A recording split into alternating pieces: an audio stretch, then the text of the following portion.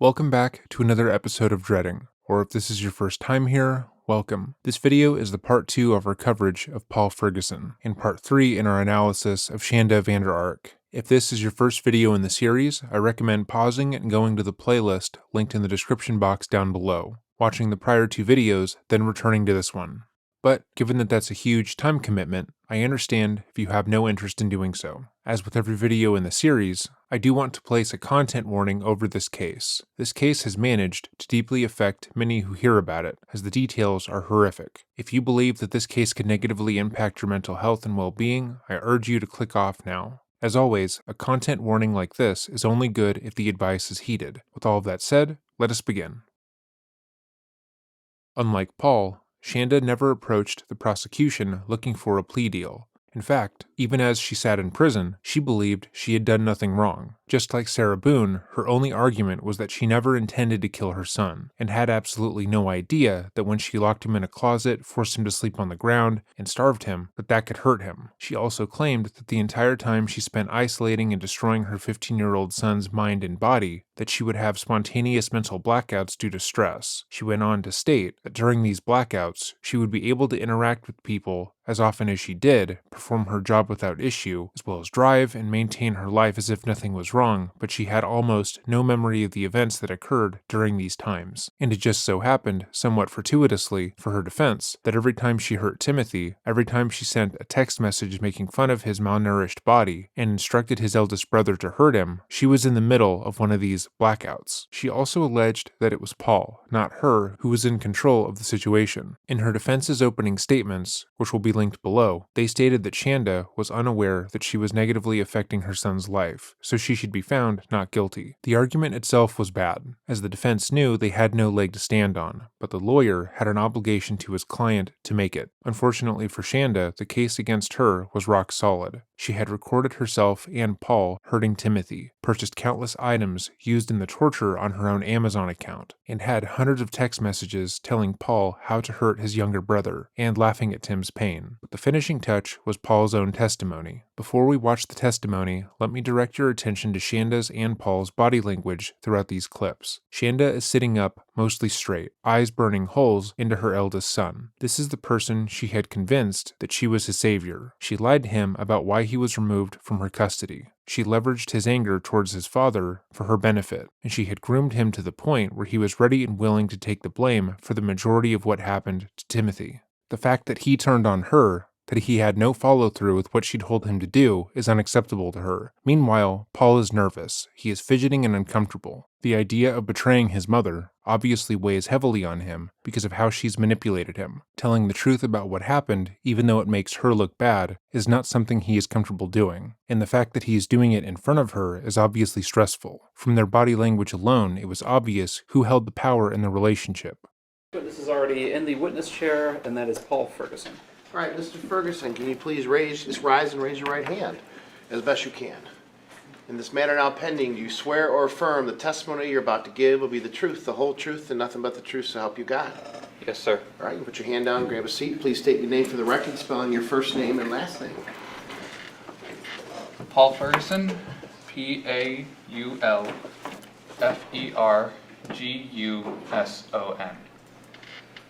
Mr. Ferguson, you are testifying here today, and is it your understanding that you do have an agreement with the Muskegon County Prosecutor's Office in exchange for your testimony today against your mother, the defendant in this case, Shanda Vander Ark? Yes, sir. And is it your understanding that as part of that agreement, the people have agreed that none of your testimony today would be used against you should you exercise your right to have a trial in the pending criminal matter against you? Yes, sir.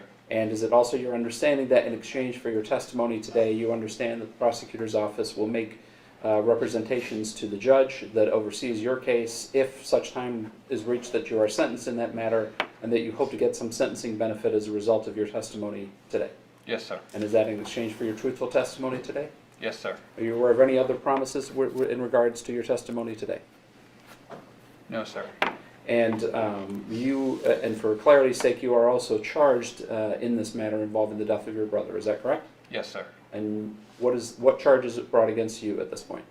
Child abuse first degree. And what do you understand the potential maximum penalty for? Well, you know what? Strike that. I want to ask that question. And you are prepared to testify today. Is that correct? Yes, sir. Usually, in instances like this, where there are two people on trial for the same crime and one testifies against the other for a better sentence, the obvious next question that someone would have would be, how do we know they are being honest? They would view the person testifying as using the other party as a scapegoat so they can get out of jail sooner. But that is not the case here. Paul was incredibly forthright about what he had done to Timothy, and after his initial interview, where he parroted the talking points his mother gave him up until the end, he would acknowledge just how bad the things he had done were. He never shied away from what he had done and took full responsibility for hurting his brother. Moreover, he was still being charged with first-degree child abuse, where the maximum sentence is 100 years in prison. His deal was not a good one, but he still took it in order to help the case against his mother. And you understand that your attorney that represents you in your pending criminal matter is present in the courtroom. That's Mr. Eldon Brady. And if at any time you need to ask him any questions or take a break, you just let us know, okay? Yes, sir. All right. Okay, Mr. Ferguson, I'd like to start by just talking a little bit about your home in Norton Shores at the time that your brother passed away. And so you understand, and I'll try to make sure that I ask these questions very carefully because you haven't been present for this entire trial. You have a younger brother. We are not using your younger brother's name today, okay? So we're just going to use the initial G when we talk about your younger brother. So try to remember as best you can that if I ask a question that somehow involves your younger brother, that we're not going to say his name, okay? Can you do that? Yes, sir. All right. We'll try to ask those questions very carefully so that we don't get into that issue. But besides your younger brother, G, and yourself, at the time that your brother Timothy Ferguson passed away, who was living at the house in Norton Shores? Besides you and your younger brother, who else was living in the house? My mother and sorry, my little brother, though he was at my grandparents at the time, my step-grandparents. And obviously your younger brother, if you can put it that way, but your youngest brother is the one that we're not identifying by name. He was living in the house at the time that your next youngest brother, Timothy Ferguson, passed away, correct? Yes, sir. And your mother was also living in that house as well. Yes. And is she in the courtroom right now? Yes, sir. As best you can you kind of point her out or maybe say what she's wearing right now? Her hair is in two braids. She's got, I think that's a black sweatshirt. I think that's sufficient for the record to reflect the witnesses identified the defendant, Your Honor. Yeah, the record reflect that. We can't properly emphasize how important this moment would be for the jury. Up until this point in the case, they had heard all the horrific details about what was done to Timothy, as well as seen the text messages between Paul and Shanda, and heard the audio of Timothy's final moments on Earth. Though the prosecution presented the case accurately, most of Shanda's own defense came down to the fact that she didn't remember, and that Paul was in control. They characterized the young adult as being a vicious, controlling person who Shanda had to listen to, lest she fall victim to him as well. But seeing this grown man struggle to look at his mother for long enough to describe what she looks like completely counteracts that notion. Though Paul's lack of empathy is deeply concerning, especially when it comes down to what he did to his brother, he is in no way a competent, malicious person, and was clearly not the driving force behind what had happened. Now let's back up just a little bit from the time your brother Timothy actually passed away. When did Timothy come to live with you and your mother in that house? May 27th of 2001. 2001. Was it maybe 2021? 21. Okay. I'm so sorry. That's okay. That's okay. So in May of 2021, Timothy came to live with you, is that right? Yes, sir. And at the time when Timothy came to live with you, besides yourself and G, was there somebody else that was living in the house during that time period? Other than my mother and half-brother, my stepfather, Adam. Okay. And your stepfather, Adam, was he married to your mother at that time? Yes. And is he actually the father of your younger brother, G? No. But your mother is the mother to you and to Timothy and to G, is that right? She's your mother, she's Timothy's mother, she's G's mother, is a better way to put it. Yes. Right? Yes. Okay. And at some point in time, did something happen to Adam where he wasn't living in the home anymore? He suffered a stroke in January. Did he leave the house at that point? Yes. When he left the house at that point, then is that then when it became just you, your two brothers, and your mother living in the home? Yes, sir. And when Adam suffered the stroke, was he physically able to do anything to provide any care to either you or to Timothy or to G? No. And where did Adam go when he left the house after the stroke? After the hospital, he went to live with my step-grandparents, my in-laws, in their house in West Olive. When did the stroke happen? January. And from the time the stroke happened, was he ever back in the home in any way? No. And the folks that he went to live with were his parents, is that right? Yes. And they live in West Olive, down in Ottawa County? Yeah. So those would be like your step-grandparents? Yes. And they'd be Timothy's step-grandparents as well, is that right? Yes. Now, in addition to your younger brothers that we've talked about, do you have any older siblings as well? Yes. Who are your older siblings? My biological brother Nolan, stepsister Chelsea, stepbrother Chris. There's, I don't know exactly how to put it, step brother and sister, Kenzie and Xavier, I suppose would be the terminology. But biologically speaking, you have an older brother, Nolan, is that Yes. correct? And Nolan is how much older than you? 2 years. 2 years older than you. Yes. And was there a time where he lived with you at the house in Norton Shores? No. Where does Nolan live? North Carolina. So Timothy came to live with you, and prior to Timothy coming to live with you, was it just you and G and your mom and stepdad in the house at that time? Yes. So you went from 4 people in the house to 5 people in the house in May of 2021. Yes. And then back down to 4 people when Adam unfortunately had his stroke in January of 2022. Yes. Now, around shortly after the time of the stroke,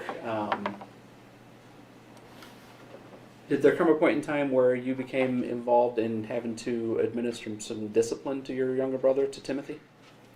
Yes. We'll talk about some specifics, but we've already had some text messages read, and you've had an opportunity to kind of hear about some of those text messages throughout this, right? Yes, sir. And you sent text messages back and forth between yourself and your mother. And we have those text messages from January through the time of your brother's death in July of 2022. Is that your understanding? Yes, sir. At some point in time in February, there's a discussion fairly early in those text messages about blocking Timothy's access to food. Can you describe what was happening at that time and how he was restricted from getting access to food? He was sneaking food that was not necessary at that time, and it was solved by placing locks on the fridge, freezer, and pantry. And when we say he was sneaking food that wasn't necessary, who would make that determination that it wasn't necessary? Shanda. Having just reviewed the 2-hour interview done the day after Timothy's death, Paul simply saying Shanda instead of calling her Mama is a huge change for the young adult man. Shanda has instilled a certain level of fear in Paul, where he would immediately apologize for copping an attitude with her and do whatever he could do to appease her. If someone near him spoke ill of her, he would become so wildly uncomfortable he would go into a quasi-fetal position and hold himself until they stopped. Calling her Mama was a sign of respect, and the fact that he doesn't do that here is telling. And what type of food are we talking about that he would sneak that wasn't necessary? Sweets or anything he could really get his hands on. So as early as February, there was restriction. The locks were going on the freezer and the refrigerator, and you said there was also some type of lock on the pantry. Is that right? Yes, sir. And we've heard a text exchange, but at some point a little bit later, as things are progressing into April, was there a time where Timothy was doing something to get the locks off of the pantry door? He was pulling them off by hand. And what were you instructed to do as a result of him pulling the pantry door locks off?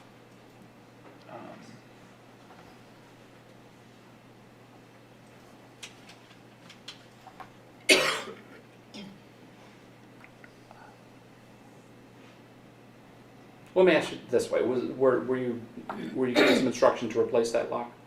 Yes. And who gave you that instruction? Shanda. And what was your understanding of why you were locking the pantry back up?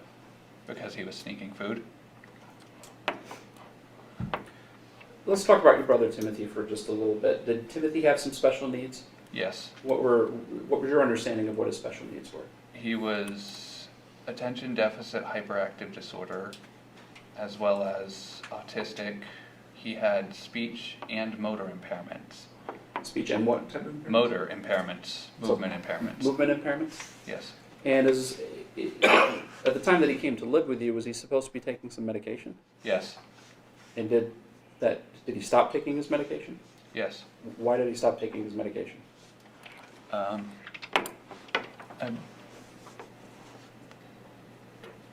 Could you please reiterate? Yeah, I guess the better way of saying it is, who made the decision for him to stop taking his medication? Shanda. As far as you know, from the time that Timothy came to live with you in May of 2021 in Norton Shores to the time of his death, did you ever see Timothy go to a doctor? No. Did Timothy go to school? Not public, no. How was he schooled? Home. And when we say homeschool, what would that entail? At first it was assignments on a tablet, and then my mother restricted it to where she would print out the assignments and he would sit downstairs and do them. So he never went to school and never went to a doctor, as far as you could see. Yes, sir. Basically from January, from the time of the stroke moving forward, was Timothy allowed to even leave the house? No. When, if ever, was he ever allowed to go outside? To walk the dogs sometimes? And when he would walk the dogs, where was it that he would walk the dogs? In the backyard, out of sight. Was there ever some physical discipline that was involved with him being outside as well? Yes. What was that discipline? He was made to run up and down the patio stairs. And those are stairs in the back of your house? Yes, sir. Are those visible at all from the front of the house? No, sir. Visible to anyone walking by on the street or driving by, anything of that nature? No, sir. There are some text messages referenced in there where there's a discussion about doing the stairs chasing style. What is that, if you remember?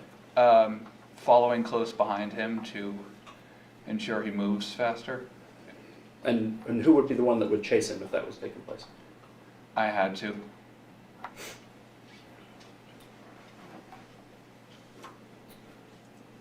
What was, besides, you've talked about some of the special needs that Timothy had when he came to live with you. What was his overall physical appearance, though, when he first came to live with you?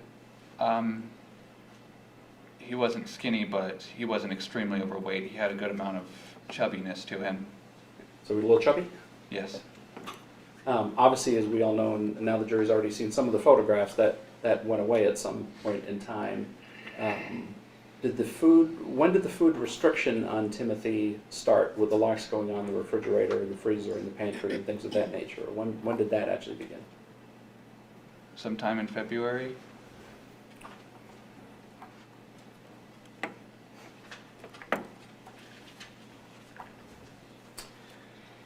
When we watched Paul's interrogation earlier, it was clear that he was an incredibly uncomfortable individual. He could not sit still and spent the majority of the interview adjusting himself, moving his arms, and stretching as a way of soothing his anxiety. But now that he is in court, a more controlled, serious environment, he can't do that. He is still wildly uncomfortable, as seen through his shifting eyes and him trying to dry his sweaty palms on his jumpsuit. There's been some testimony already about Timothy going on a hunger strike around the time of Adam's stroke. To your knowledge, did Timothy ever go on a hunger strike when Adam had his stroke? No, sir. There's also a reference to him going on another hunger strike about 2 weeks before he passed away. Excuse me, did that happen? No, sir.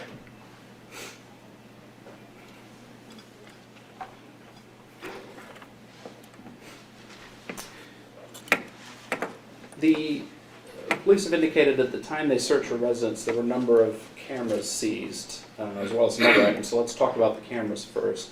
What was the purpose of the cameras being inside the residence? To watch Timothy. And who would be watching Timothy on those cameras? My mother, or when she couldn't, she had me do so. And how is it that you would, kind of explain for the jury if you can, how is it that you watched the cameras so you could watch what Timothy was doing? I would log into the app on my phone and It would alert me if there was a motion movement. So you had some type of, you had your phone and you had some type of app on there that was connected to those cameras. Several, yes. And you said that you were also alerted to movement. Were there motion sensors in the home? Yes, and the cameras also had that feature as well. They activated on motion. And what was the restriction on Timothy's movement that would cause those cameras to go off? Where was he limited to? Could you please reiterate? Yeah. Where is it that, where could Timothy go, basically?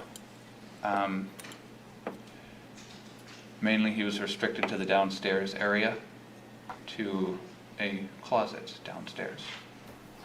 The downstairs area actually contained 2 bedrooms. One was yours and one was G's bedroom, is that correct? Yes, sir. And there was also a bunk bed that was out in that area that I believe that the defendant indicated was Timothy's bunk bed, is that correct? Yes, sir. Where did he actually sleep most nights? In the closet. And what did you call the closet? Was there a name you used to refer to the closet? The small room. And what was in the small room if Timothy was in the small room? There was a camera monitoring him, even when he slept. Was there an alarm on the door as well? Yes, sir. Some type of motion sensor or alarm? Motion, vibration, yes. So we had that on the door and then a camera actually inside the room as well, is that correct? Yes, sir. And were there times where you were required to watch that camera? Yes, sir. And to your knowledge, were there times when your mother was watching that camera as well? Yes, sir. Was there a restriction on how much Timothy could move while he was inside that closet? Could you please reiterate, sir? Were there any restrictions on his movement inside the closet, or was it he could move around however he wanted inside the closet? There were restrictions. What were the restrictions on his movement?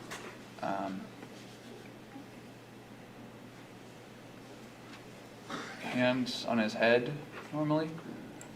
Hands on his head, is that what you indicated? Yes. Was some form of discipline for him? Yes. On his knees and against a corner or wall of the room. And when you say hands on head, I'm going to demonstrate just putting my hands just over my head like this. Is that what he was required to do? Yes. He was required to be on his knees as well? Say yes? Yes, sir. You have to say yes or no because this is I being recorded. apologize. You're fine. No, that's fine. Everybody makes that mistake. It's not a problem. And was he monitored to make sure that he was doing those things? Yes, sir. And for how long would he have to do these things? Several hours. And that was inside his closet, for lack of a better way of putting it, what you referred to as the small room, correct? Yes, sir.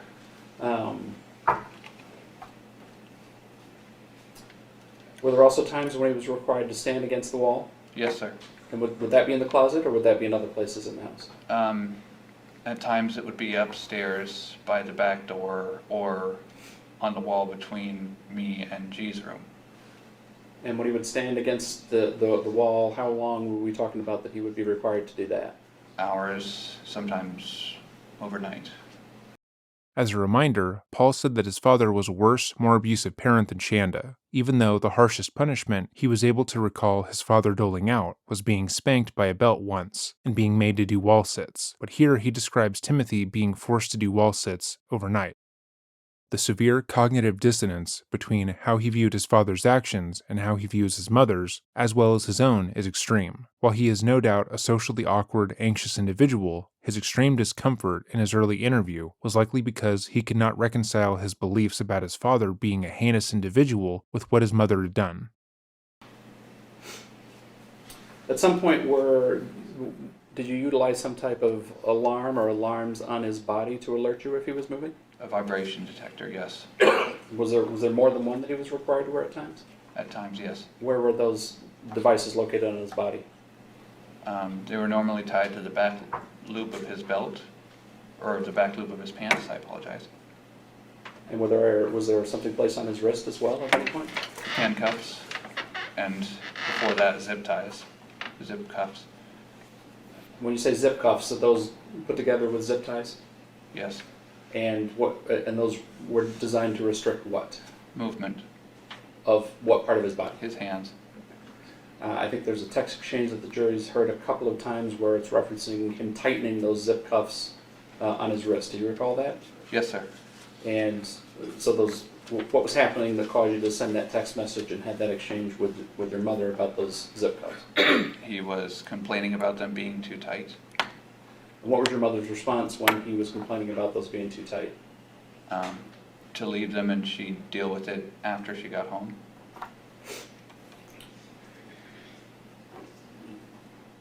So the jury has some clarity in terms of a schedule here. You and your mother worked basically different shifts, for lack of a better way of putting it. Is that fair to say? Yes, sir.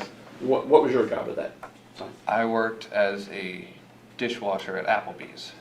And was that, which Applebee's? The one in Grand Haven right off the bridge.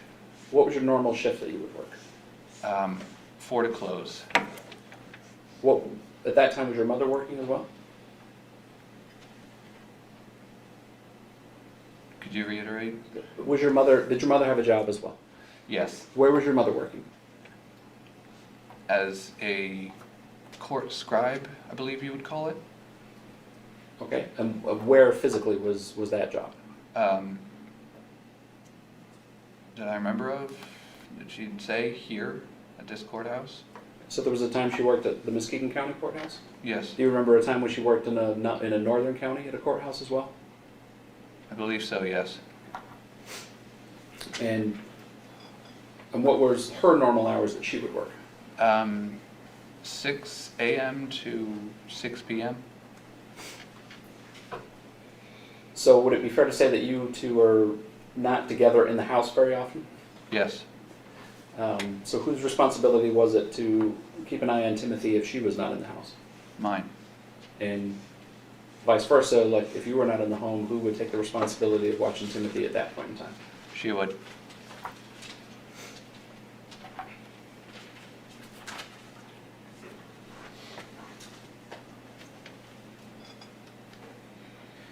At the small room that you've described, at some point in time there was a tarp placed in there, is that right? Yes, sir. And what was the reason there was a tarp placed in that room?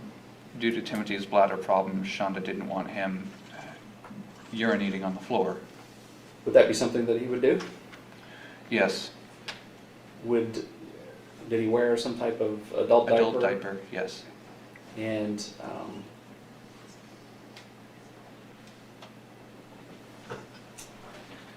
let me ask it this way: if Timothy had to go to the bathroom, how would he go to the bathroom?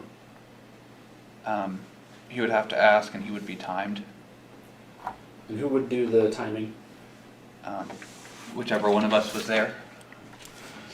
Though everything they had done to Timothy was cruel, this, in my opinion, is the worst. If you're parenting a teenager with severe behavioral problems, which both Paul and Shanda would contend Timothy had, the obvious response would be to seek some kind of medical intervention. Whether that be therapy, an inpatient program, or some other form of treatment, getting the boy help would obviously be a priority, but instead of doing that, they spent their days tormenting him, which would only make said problems worse. Paul had stated that Timothy had bladder issues throughout his life, even while living with his father. However, that was not substantiated with medical records, so whether or not that is the case is questionable. But let's say it was. No reasonable person would surmise that the cure for bladder control issues would be to lock the person in a dark closet, restrict food from him, force him to sit or stand in stress positions for hours at a time, and then time him when he does go to the bathroom. Now let's say what Paul said wasn't true, and Timothy only began experiencing bladder issues while he was under Shanda's care. Studies have shown that 72% of abuse survivors have experienced urinary control issues and incontinence due to stress. So not only were Shanda and Paul's solution not helping, it was actively making the issue he was experiencing worse. Yes,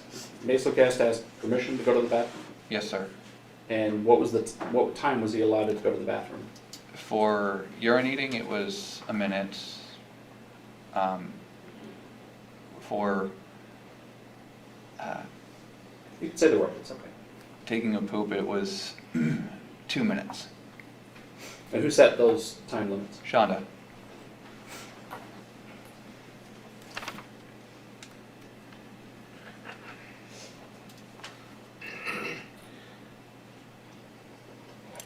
We've seen a lot of text messages and references to hot sauce and hot sauce retrieved from the home.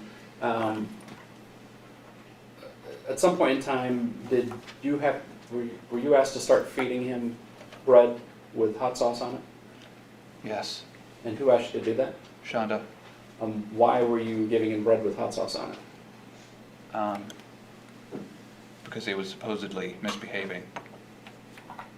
And how would you, describe to the jury what you would do to do that and to make him eat the bread with hot sauce? I would put it on bread, have him stand in the kitchen area near the back door and watch him eat until he finished.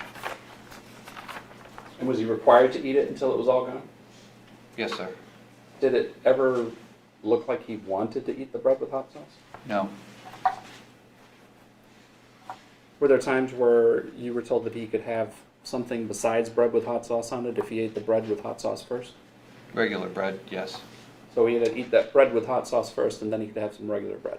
Yes. Did he have to wait a period of time before he could eat the regular bread, though? Yes, sir. What, do you remember about what that was? About how long? 30 minutes? With taking the bread out of the equation, was hot sauce used in some other fashion as a form of discipline for him? It was poured directly into his mouth. And who would do that?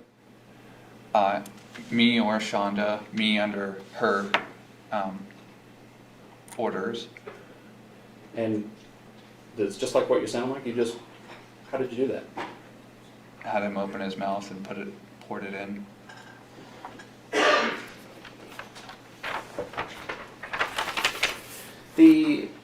There's some text messages. Do you recall a text message you exchanged with your mother in, I believe it's around April or so, where you've alerted her to the fact that he's eaten some part of a burger? Yes. Do you recall that? Yes. What was it? What part of the burger is it that he ate? Just the crust. And what was your mother's response when you told her that he had eaten the crust of that burger? Make him throw it up. Did you try to do that? I tried at first, yes. How did you try to do that?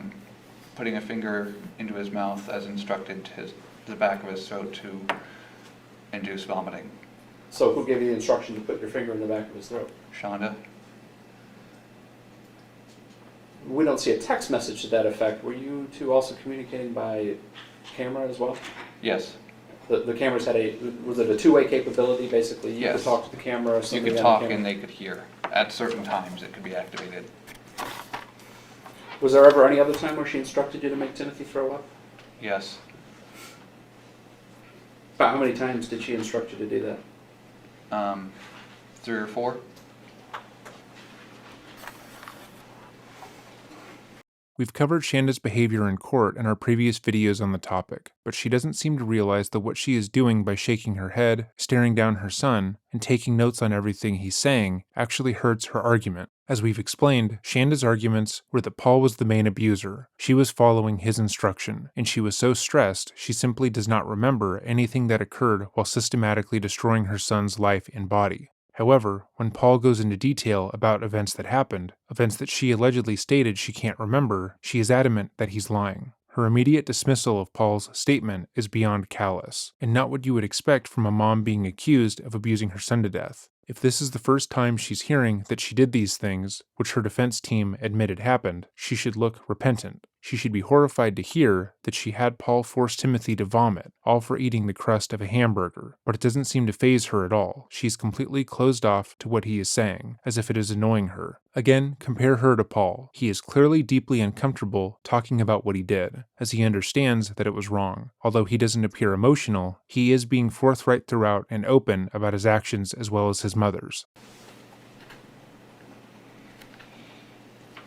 At some point in time, was there a form of discipline introduced that involved you placing Timothy in a cold tub? Yes. And what was the mechanism for that? How did you do that? Clog the tub, plug it, turn on the water, and take the ice that was in our ice maker upstairs and put it in, and have him get in. Initially, how long was he supposed to sit in the cold water? 30 minutes. 30 minutes? And that, when we say cold water, we actually mean water with ice cubes in it? Is that what you're talking about? Yes. And how often, when did that start in relation to when Timothy died, if you remember? I do not remember the exacts. And do you know about how many times you did that up until the day the day before Timothy died? Before the day that Timothy died?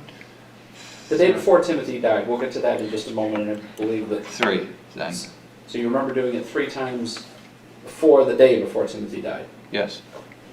And who would direct you to put him in the ice bath? Shanda.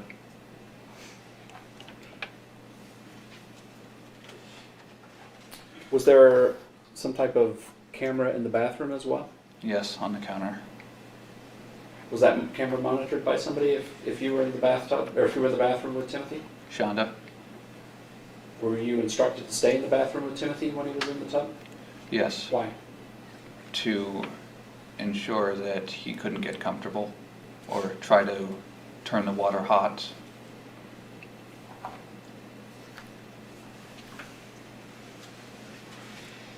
And what would you, if you tried to move around, what were you instructed to do? I don't quite understand. If you said that you were supposed to make sure that he stayed uncomfortable, how were you supposed to make him uncomfortable in an ice bath? Put his body at an odd angle that was not a comfortable position to be in. When he was in the tub, would he try to rest his head somewhere? On his shoulder, yes, or the lip of the tub. Was that allowed? No.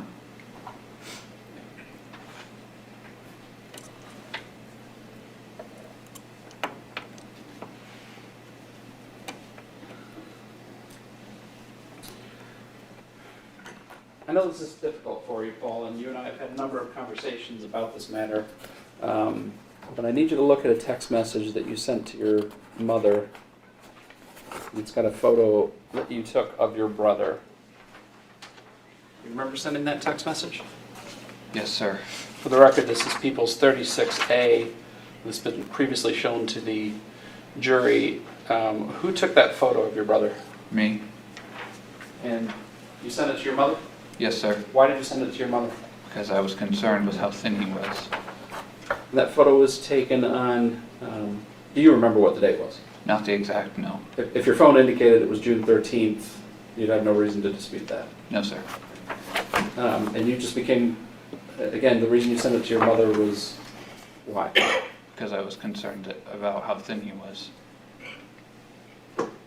You remember what your mother told you to give him after you sent her that photograph? Bread? And then is there a reference to bread and some peanut butter?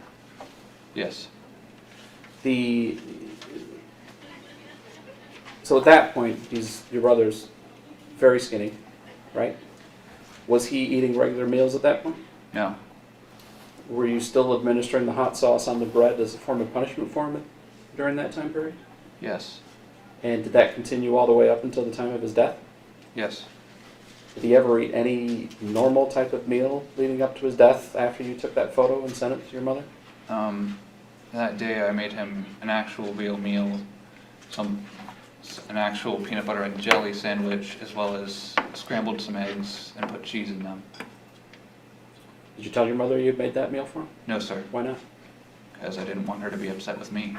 Earlier in this video, while we were going over Paul's initial interview with police, he repeatedly stated that he was not afraid of his mother, and that she was a good woman who would never hurt him, and she was not scary and controlling like his father. And some portion of that statement is probably true. He likely felt that because he wasn't physically threatened by Shanda, and that the fear she struck into him wasn't that bad. But his statement here that he didn't tell her that he had made Timothy an actual meal to avoid her wrath is more than telling. Paul was obviously deeply scared of Shanda, even if he wouldn't have said that at the time. The fact that he still can't look her in the eyes and felt that cooking a small meal for his brother would be cause for her to direct her ire his way is extremely illuminating.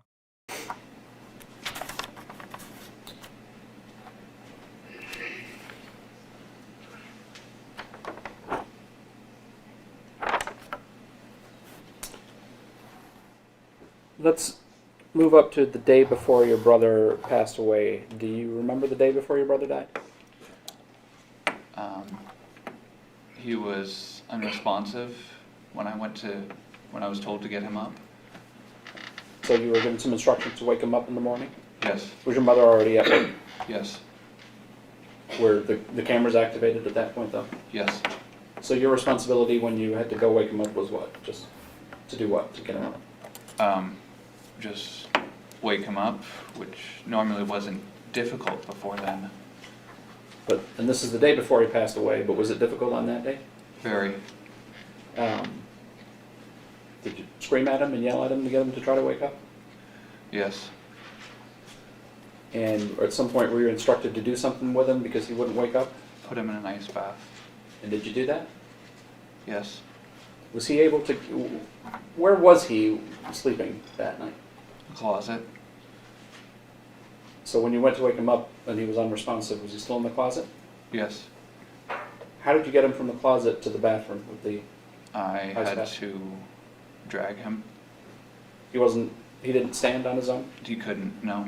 Didn't walk on his own? Is that enough? Is that No, enough? Was he even talking at that point? no. Do you remember about what time it was that you put him in the ice bath? Not exactly, no.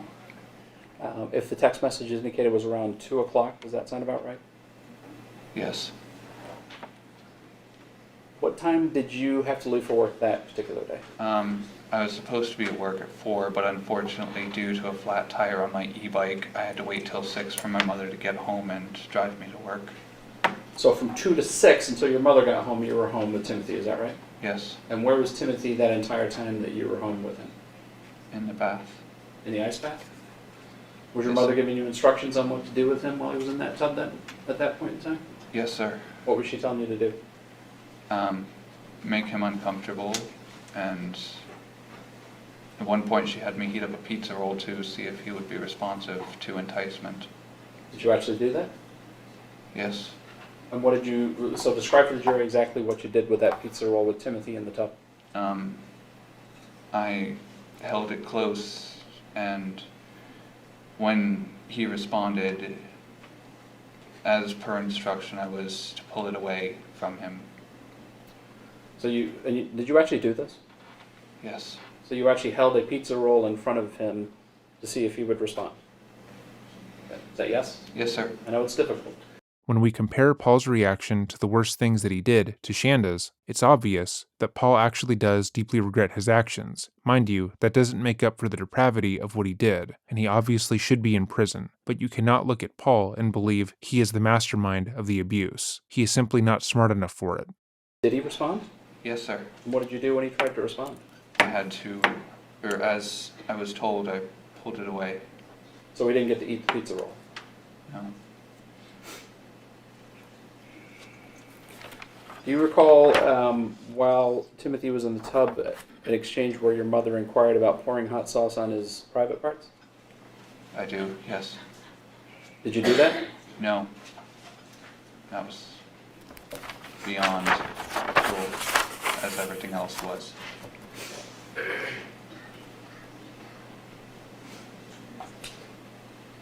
So you put him in the tub around 2. Did your mom come home at 6? Yes, And when your mom gets home at 6, did you go to work at that point in time? she drove me to work, yes. And was Timothy still in the tub at that point in time? Yes, So you and your mom drove to Grand Haven to drop you off at work, and Timothy's just in the tub? yes, sir. Was he even physically able to move around at that point in time? No,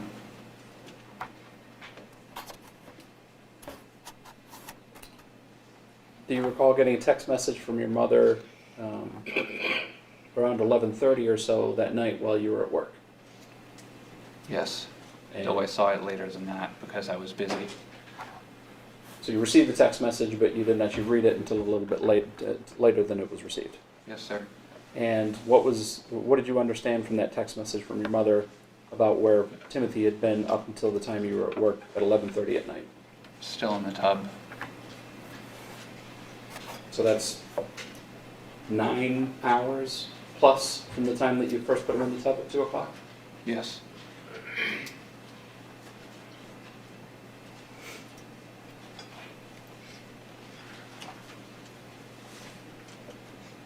When you got home, do you remember about what time you got home that night? 1 o'clock? How did you get home? Did somebody give you a ride? Yes.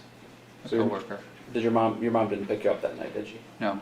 When you got home at 1 o'clock, did you go to your bedroom? Yes. Downstairs in the basement area, the lower level? Yes, sir. Did you see Timothy at all? No. Did you check on him at all? No. When did you next become aware that something was happening with Timothy?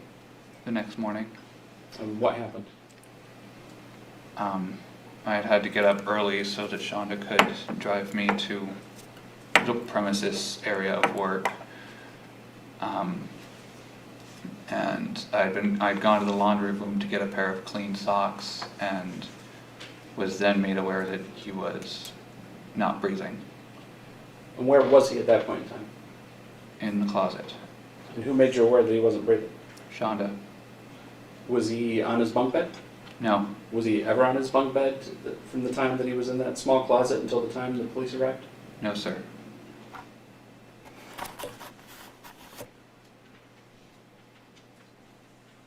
If you know, do you know how much time passed from the time that you first became aware he wasn't breathing until 911 was called? 18 minutes? And during that 18 minutes, did you tell your mother or ask your mother if you were going to call 911? Yes, sir. Do you remember what she said? No. She said no. Sorry, that was my bad. I'm sorry, good. Let's clarify that. Do you remember what your mother said when you asked her if we should call 911? She said no. After analyzing all the videos of Paul, whenever he misunderstands something, he tends to smile and laugh in embarrassment. I've seen some speculate that his smile, when correcting himself here, is a sign that he doesn't actually feel bad about his brother's death, and that he is putting on a performance for the court. Again, to be blunt, he is not smart enough nor charismatic enough to do that. Paul is not an evil genius. He is an easily manipulated man who was so convinced that his mother was a great parent that he blindly followed her instructions, which made him just as dangerous as her. So you didn't call 911 at that time? No. During that time period, what were you doing? I was attempting to resuscitate, though it was too late.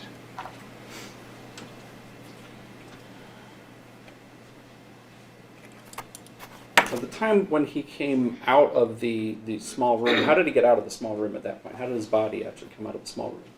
He was removed. By who? Shanda, and I believe I helped a bit. What was he wearing when he came out of the room? Nothing but an adult diaper. At some point, did you put clothes on him? Yes. Who put the clothes on him? Both me and Shanda, per Shanda's request, order, however you'd like to phrase it. So before he was wearing the diaper, but you put the clothes on him while he's unresponsive outside of the small room. Yes. And do you remember what clothes you put on him? A hoodie, a pair of my jeans, and Shanda had me remove my belt and put it on him Did she tell you why she wanted you to take the belt off and put it on? because the pants were too big.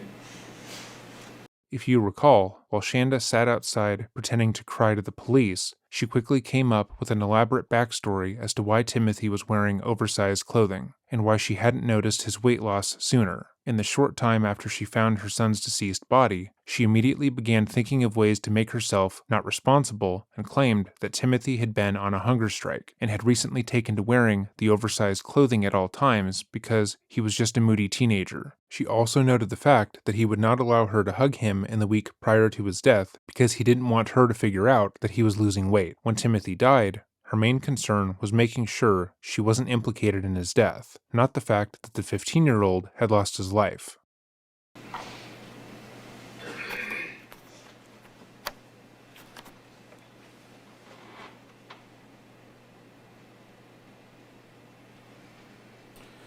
At some point, the 911 is actually called, is that correct? Yes, sir. Now, before 911 was called, and I guess let me ask you this, who actually called 911?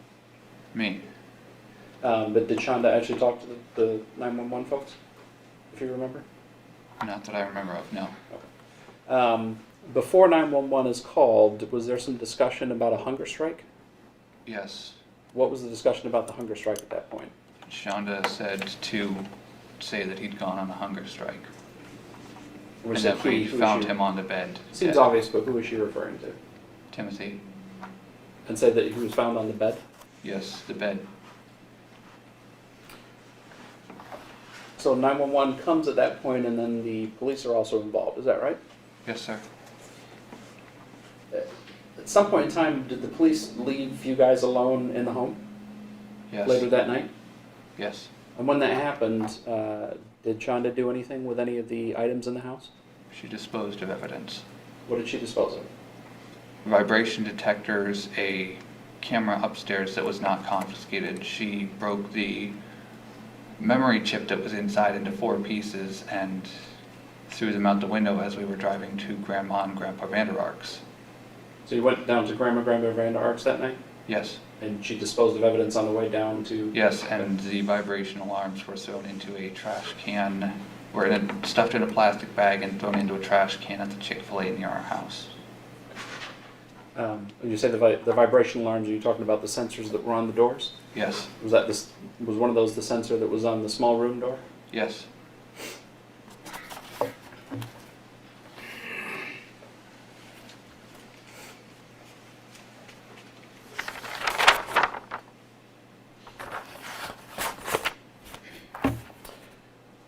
Small.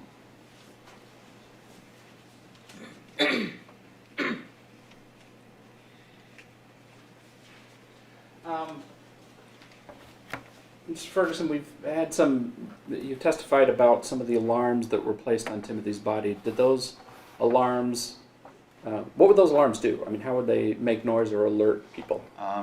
Allowed beeping. Was that something you could hear if you were like, close to the alarms? Yes.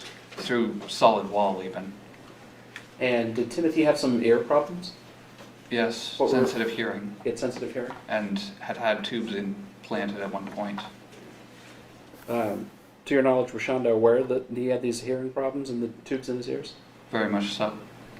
And again, to your knowledge, was it indicated to you that the alarms were a form of punishment for him, that as if they went off, they would be harmful to him, or Painful. distracting to him? I believe so. And we talked about being made to stand against the wall. Was he made to do something else against the wall as a form of punishment as well? Wall sits. And wall sits, for the jurors that might not be aware, is what, basically? Back pressed against the wall, sitting with your crouch with your legs as though you're sitting in a chair. But nothing to support your weight on your No. buttocks or your upper thigh area. No. And at some point he was forced to do that as well. I have no further questions. So that was the direct examination. Let's see how Shanda and her lawyer try to counteract his testimony. Good afternoon, Mr. Ferguson. Good afternoon. Do you remember me? Yes, sir. Okay. I'm Fred Johnson, in case you don't remember. I examined you at your preliminary examination. Do you remember? Yes, sir. Okay. You've been doing very well with your examination. Please keep your voice up so everyone can hear you, okay? Of course. Okay. Now, I've got some hard questions to ask you. You ready? Yes, sir. Okay. All right. Let's start where Mr. Roberts started. You got a deal for testimony, right? That nothing I say will be used against me. Should I pursue this into my case in a trial? Okay, that's good. That's not what I asked you, though. Did you get a deal? A deal? No, sir. You've not got no deal. No, sir. Okay. You're not a lawyer, though, right?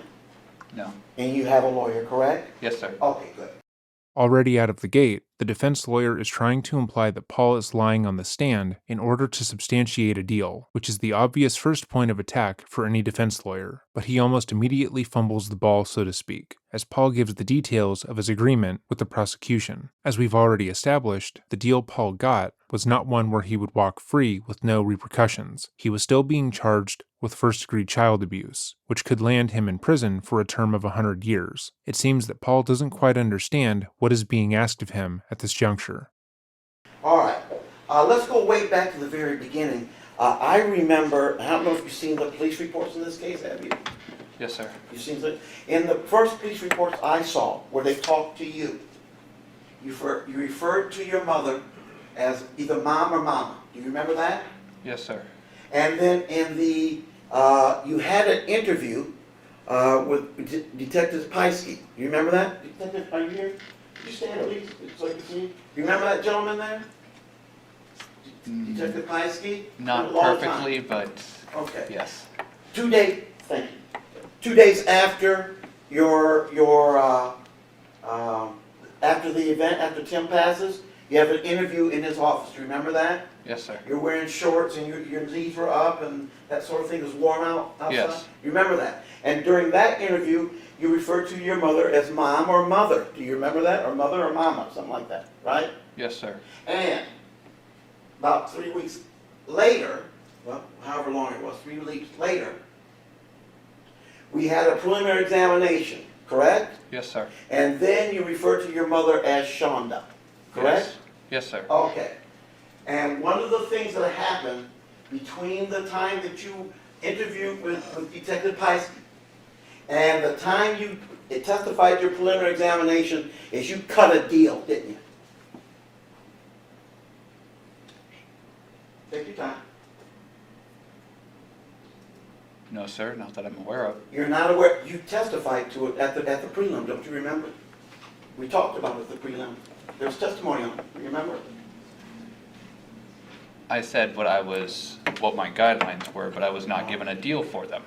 This is such an outlandish implication that it's almost comical. The defense is attempting to do what we discussed earlier, and imply that Paul is only testifying against his mother today because he was given a good deal, that he is taking advantage of the justice system to get off scot-free and put his mother in prison. And to showcase this, he's bringing up how Paul no longer calls Shanda Mama, and implies that this small sign of disrespect only came because he got a deal. It couldn't possibly be because, over the course of time he's been in prison awaiting his own trial, he has realized that what he did was horrible, and that his mother was abusive to his brother. No, it has to be because he got a cushy deal from the prosecution that could mean he spends only 100 years in prison. It's also obvious that using Paul no longer calling Shanda Mama was something that Shanda herself wanted to discuss, because it's obviously something that bothered her. She had complete control over Paul, so much so that when someone disparaged her, he would become more uncomfortable than he is on the stand right now. Him sitting across from her, not calling her by her preferred term of endearment, is the ultimate sign of dissent, and it's likely she asked her counsel to bring it up. Okay, you were not given a deal. Well, first of all, you know, you and I have been through a preliminary examination. I will bet some of the folks over here have never been to one. Let's describe what a preliminary examination is for them, okay? Okay? I'll ask you a question. You just fill in the blanks for us, okay? First question. A preliminary examination is held in a courtroom, like not this one, but a courtroom, right? Yes, sir. And there isn't a jury at a preliminary examination, is there? No, sir. But there is a judge. Yes, sir. Not this judge, a different judge, right? Yes, sir. And Mr. Roberts was there, and I was there, and your mom was there, that sort of thing, right? Yes. And you testified, like you're doing now. You told us what happened, is that correct? Yes, sir. And you told us what happened under oath, is that correct? Yes, sir. Okay. The same oath you took here, I swear to tell the truth, the whole truth, and nothing but the truth. Right? Yes, sir. Okay. The other thing is, this preliminary examination, in this case, was about 18 months ago, wasn't it? It was a long time ago. Yes. Okay. So I don't expect you to remember everything that happened and everything that was said, young man. That would be unfair, right? Yes, sir. Okay. We have had the liberty of looking up, when you have a preliminary examination, one of the reasons you speak everything out loud is so that somebody can type it up, right? Yes. Okay. and they type it up and they call it a transcript. Do you understand that? Yes, sir. Okay, a transcript is an exact duplication typed up as to what everybody says in the courtroom. Do you understand that? Yes, sir. It's the official copy, it's the official word as to what was said, right? Yes. Okay. I'm telling you at your preliminary examination that there was a transcript done. Okay. Okay? So what I'm going to do is I'm going to have some of my assistants look up what we talked about in terms of your deal, so that I can refresh your memory as to whether or not you knew you had a deal at the time. Correct? Okay. All right. Cool. So having said that, you have been charged, and it's on the subject of your deals, you have been charged with what, as far as you understand? First-degree child abuse. Okay. Do you know what your mother has been charged with? At the moment, it's open murder. Okay. What else? That's all that I know of. Okay. Would you, if I tell you that she's also been charged with first-degree child abuse, just like you have any problem accepting that? No? Okay. So, your mother's charged with first-degree murder, right? And yes, I didn't say anything. That was... I'm asking. Do you know if your mother was charged with first-degree murder? Yes. Okay, and according to me, first-degree child abuse, correct? Yes, sir. Okay. And according to your testimony and other things you said, you're the one who put the hot sauce in this boy's mouth. Per her orders, yes. Timothy's mouth.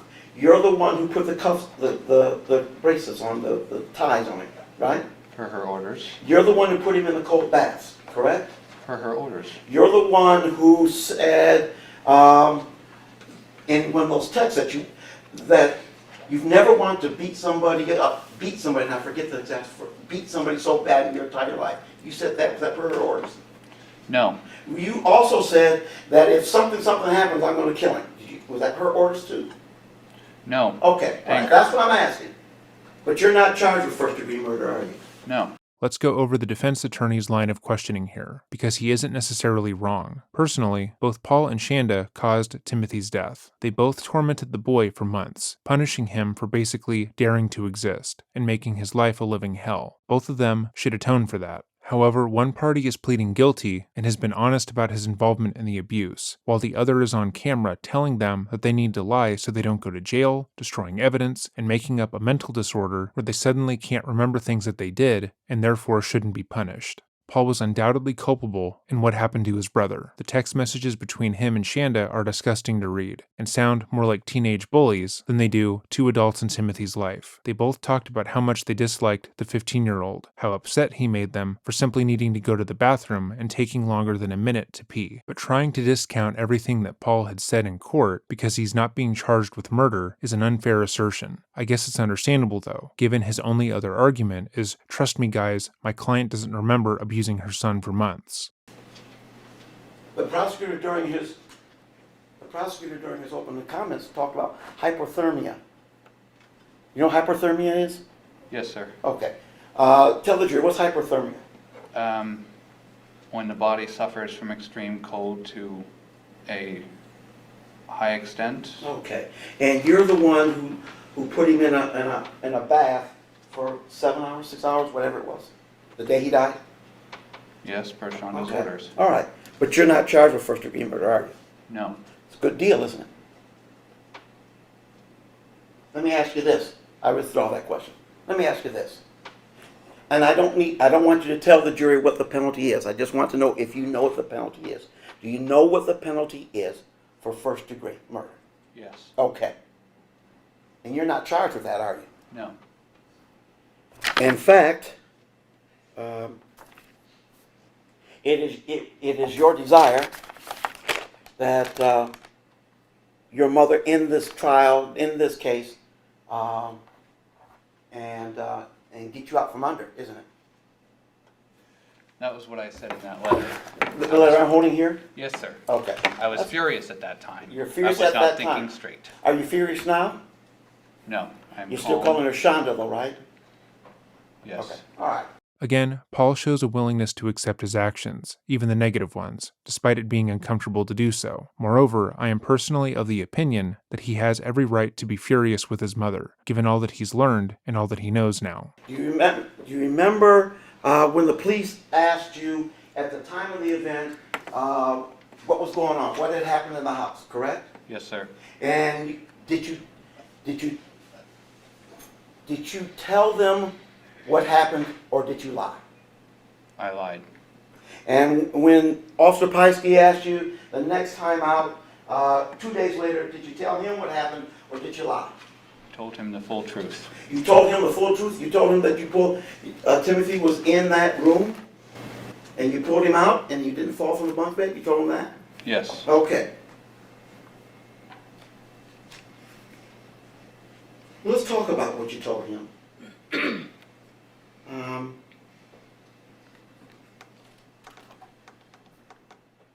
You told him that Timothy had passed all his final exams. You remember telling him that? No, I do not. Did he? I can't say for certain. I don't remember. You don't remember. Okay. As we just watched in the interrogation, Paul stated that Timothy passed his final exams while in his father's custody. However, the way his lawyer is phrasing the question is disingenuous at best. At the time of the first interview, Paul was still parroting exactly what Shanda had told him to say. He claimed that his dad was a terrible person, his mom was an amazing person, and everything that they did to Timothy was earned because, quote, he couldn't get out of the past, unquote. He also disparaged the 15-year-old by saying that Timothy should have been held back while living with his father, but somehow managed to pass all of his exams. The way that this is said during the interview made it seem like it was shocking that Timothy possessed the intelligence to do that, especially given how poorly he was doing living with Shanda. To be frank, I believe Paul is answering the questions to the best of his ability, but he is incredibly confused about what is being asked of him. He already stated he doesn't remember the officer he spoke to in the earlier interview, meaning he likely doesn't remember the interview in question. He was not fully honest in that interrogation, as we have established, but he probably was in one that occurred after. It does not appear as if Paul is trying to lie, because he has already confessed to enacting some of the worst abuse done to his brother.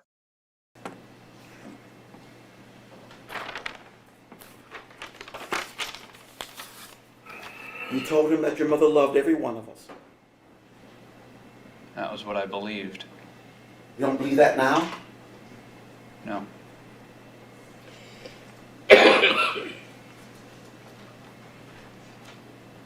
You told him that Timothy went on a hunger strike. You remember telling him that? I told him that at the house, yes. You remember telling him that 2 days later? No.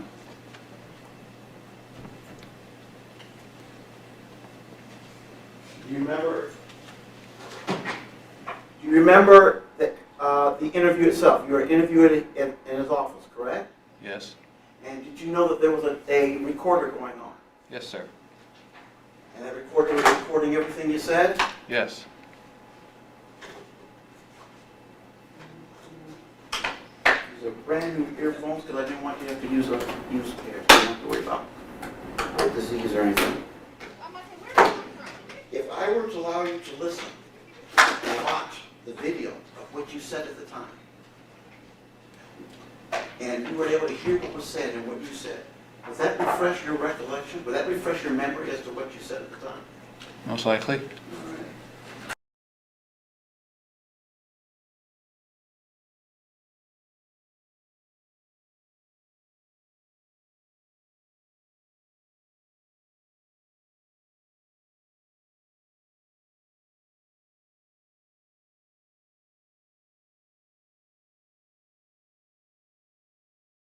Pause it. Did they speak of the hunger strike yet? Yes. Okay. Does that refresh your recollection as to what the question was and what you answered at the time? Yes. All right. May I remove the headset, please? Yes, sir. All right. Thank you. All right. Now you've had your recollection refreshed. And I think the question was, I asked you if you had told the detective that there had been a hunger strike, your brother had been involved in a hunger strike. Having listened to that recording, do you remember what you told the detective? I told him that there was, but then I cracked and told the full, everything. So that was the part that you missed. So initially you lied? Yes.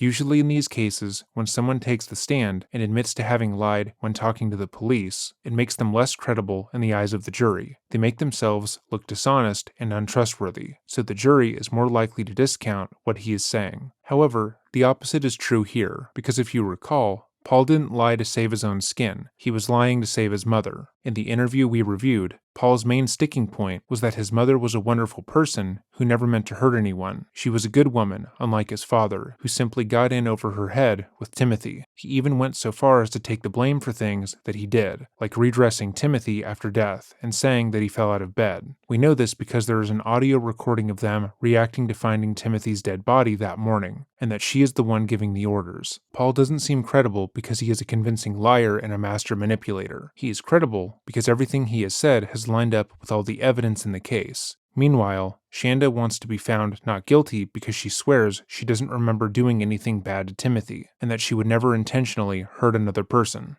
Okay, and since it wasn't, so as far as you're concerned, your brother had never been on a hunger strike?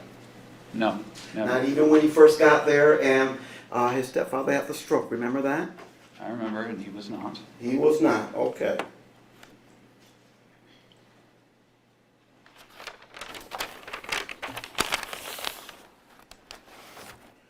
Do you remember telling the other detective that your brother could walk? And that he was never there was never anything major wrong with him?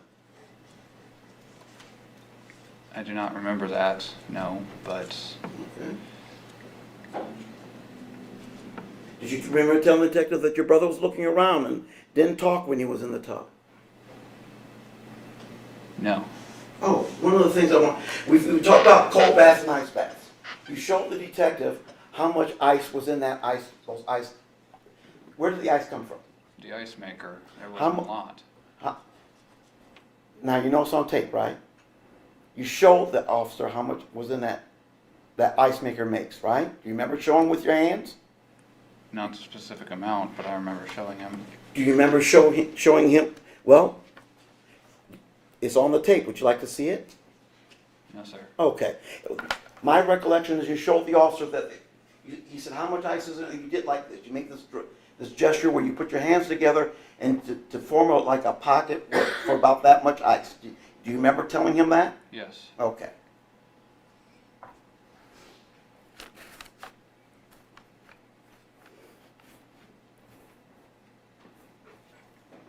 All right. Why did you tell? What was the original story you told the police as to why Timothy slept in that room? What did you all call it? The spare room? The closet? The small room? The small room. Do you remember the original story you told them? That he wanted to be in there? Okay. And you told them that, and didn't you also tell them that because Timothy was taking things apart, his bed was not safe to sleep on, and because he'd taken loose the bolts and screws?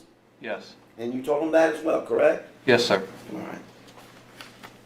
You told him that originally the small room had a mattress, but he ripped it, so we had to take it out of there. You remember telling him that? Yes.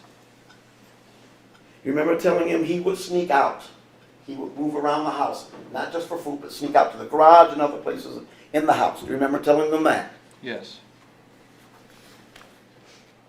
He kept shredding the plastic covers, so we had to switch to tarp. Remember that? Yes. Okay.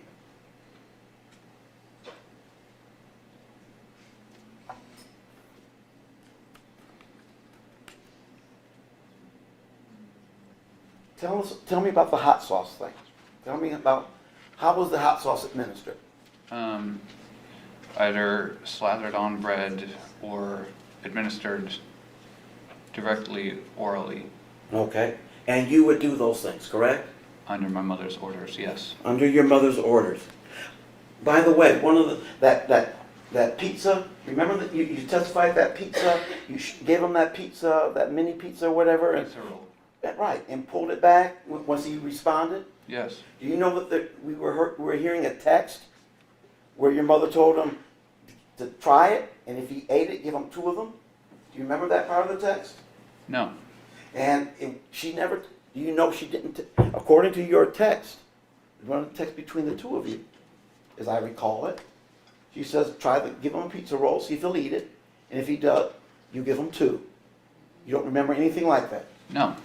Your recollection is if he tries it, snatch it back and don't give it to him. Yes.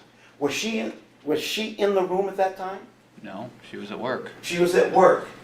So that's not true, and the defense attorney is talking about a different string of texts. Shanda did say to place a hot pizza roll in front of Timothy to see if he reacts, and that if he does, to pull the pizza roll away. However, later on, when Timothy couldn't even sit up straight, he advised Paul to tell him that if he sits up by himself and stays sitting up for a short while, that he will get some of the pizza rolls. She then added gleefully, "Don't tell him it's only 2, because even when she was giving him something he wanted, she had to do something evil to balance it out." The jury can see all the text messages. They know that she did say to snatch the food away from him at one point, so they know he's not lying.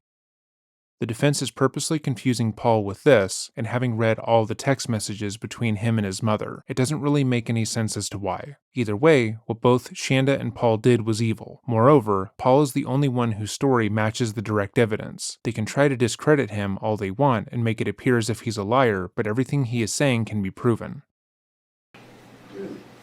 Why not give him the pizza roll? Why snatch it back? Because I was doing as I was told. Okay, good. All right. And you mentioned today that you fed Tim a good meal. Yes. Okay. Why is it? It's not in the police reports, right? No. And it's not in the interview that you did, right? There's no mention of it in your interview with Detective Piesky, is that correct? Was there? Yeah, I'm sure. There's no mention of it, correct? If you don't remember, that's fine. I don't remember. Okay. There was no mention of it at the preliminary examination when you were under oath, correct? I don't believe I was asked. Okay, good. But you certainly didn't mention it, correct? No. But you took that, there was an opportunity to sneak him some food, and you snuck him some food according to your testimony today, right? Yes. All right. You work at Applebee's, right? Yes. Do they make food at Applebee's? Yes. Unfortunately, I can only get one free meal, and I don't always remember my credit card because I don't have it on me. Okay, this is 6 months. Right? Yeah. And you're concerned about your brother, right? Sympathy slid in and out. Okay. But you worked at Applebee's, right? Yes. And unlike this meal that you're telling us about now, you never took anything from Applebee's and snuck it home to your brother, did you? No. And you're on a bike coming from Applebee's to your home in Norton Shores? Yes. You had to pass a Walgreens or a convenience store, a gas station or something, correct? At 1 a.m, everything would be closed. Gas stations wouldn't be closed, right? The only one that I went by was the one at Meyer, and it was. And you could stop. You went by the gas station at Meyer? And it was closed. Was the Meyer itself closed too? I don't know. I never checked. Yeah, it's a 24-hour store, correct? I don't know. Did you ever go into any place before work or after work to buy your brother a candy bar to bring him home and help him out? No. This is such a strange line of questioning, I don't technically understand its purpose. Paul has admitted to depriving Timothy of food. He stated that he was too scared to tell his mother that he had made him a sandwich because she would have been mad. Why would you then ask, "Hey, did you ever buy him something in your free time?" Obviously not, because he starved to death. No one ever claimed he did. Paul didn't say that. The prosecution didn't say that. So this point is moot. Moreover, no one who knows about this case believes Paul to be a good person who deeply cared for his brother and brought him home Applebee's every day after work, because no one, not even Paul, said that. You kept saying during the text, you kept saying, young man, that you were under the impression that what Timothy was going through was an act. Do you remember that? Because I was convinced by my mother. Okay. You thought it was an act, correct? Yes. You thought he was faking it, correct? Yes. The seizures, you thought that was an act? Yes. The shaking, you thought that was an act? Yes, I wasn't there when some of that occurred. The trembling, that was an act? Did he cry when you had him crouched like that? When you had him do that back thing against the wall, did he cry? Not cry, he complained.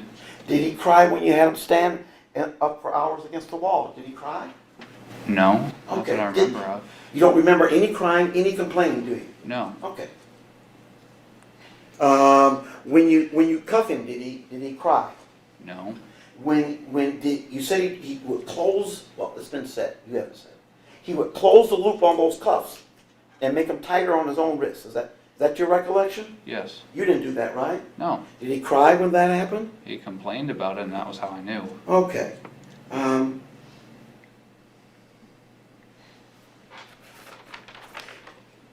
There were numbers of monitors in that house, right? Video Yes. monitors. Yes. But they weren't all for Timothy. Is that correct? There was one that was in G's. G's room Okay. because according to Shanda, he had a tendency to remove all of his clothes and wander around in his room like that. But that's when he was 2, right? He's older than that at this point, isn't he? That was what I was told, it was what Okay. I believed. But there's monitors in the entire house, correct? Yes. And what were you told was the purpose of the monitors? Other than the one in G's room, Mm-hmm. she hadn't told the purpose, I just knew that she was monitoring Timothy. Okay. Let's switch up a little bit, talk about something else. Tell me about your mom a little bit. What do you know about her? How far has she gone in school? She's graduated from law school, second in her class. Yeah. Were you impressed by that? Yeah, Yeah. She's worked. Did you know she was the judge's clerk? that's what it was called. Okay. That's what it was? Yeah, Both I here was and- trying to figure out what the name was. That's fine. Both here and in Nuevo? Yeah, Okay.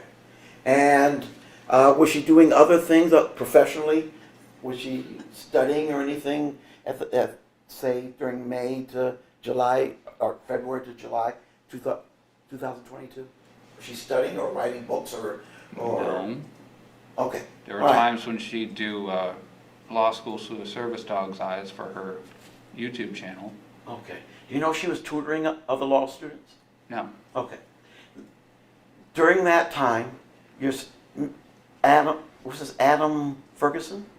Vander Ark. Vander Ark, I'm sorry, Vander Ark, I should have figured that out, right? Adam Vander Ark, her husband, had a stroke, is that correct? In January, yes. Was he working prior to that? Yes, Okay. And you're also aware, so he's not working once he has a stroke, is that correct? yes. Okay. So who's providing for the family as far as you know?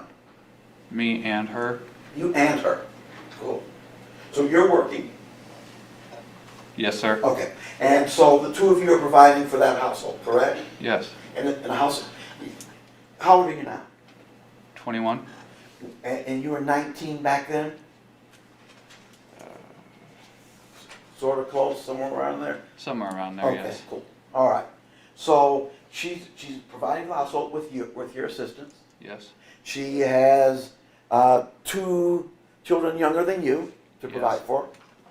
Yes? yes, She's homeschooling G as well, correct? yes, Okay, so you had 2 kids at home being homeschooled, yes, correct? She has her own issues, correct? I don't know. In terms of not being able to sleep, that sort of thing? Insomnia, did you know about that? No, She didn't share that with you? no. There I was know a lot. She was, she's hypoglycemic. Okay. All right. All right. So there's a lot going on with her at this point in her life, isn't there? Yes, And you're not just babysitting, she's relying upon you to watch the kids, is that correct? When she's at work, you watch the kids. When you're at work, she watches the kid, correct? I suppose you could think of it like that. Even with the video monitor, she depends upon you to watch the 2 younger ones, correct? Yes, And in that circumstance, she would come to rely on, not everything can be seen on a camera, correct? yes, So she would rely on information that you provide for her in addition to whatever she can see on the camera, is that correct? yes, And she would be also at work, right? Yes, Working for a judge, right? yes, So presumably kind of busy, right? yes. Assume? Okay. Did you ever bring work home that you Not know of? Not that I remember of, no. Okay.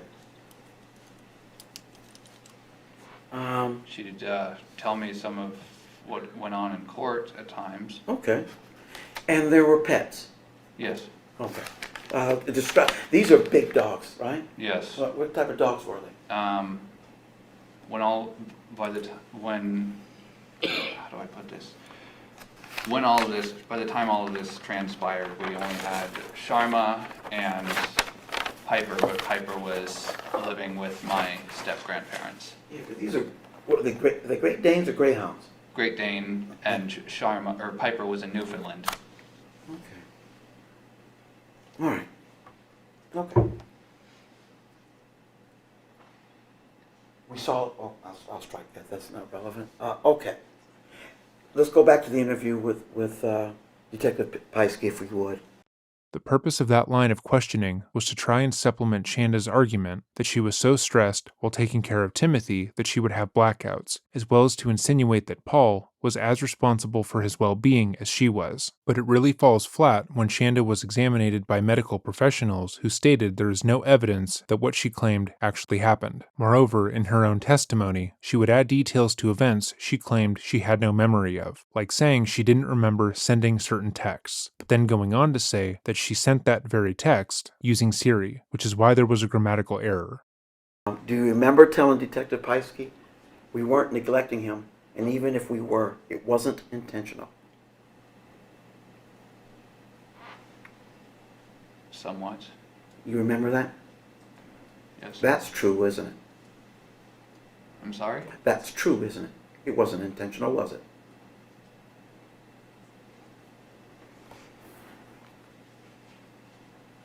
Not on my part. No. No. You're putting this young man in the shower, right? Correct? Yes. And you gave him 3 showers, right? That you can remember? 3 baths? Yes, Okay. So you know what his body looked like at that time, correct? yes, And this happened, well, the one was what, 3 weeks before he passed away? The one in June with that picture from that you took where he was standing there, and you took a picture of him with his shirt off and then pulled up his pant legs. That happened about, what, a month before he died? give or take. Okay.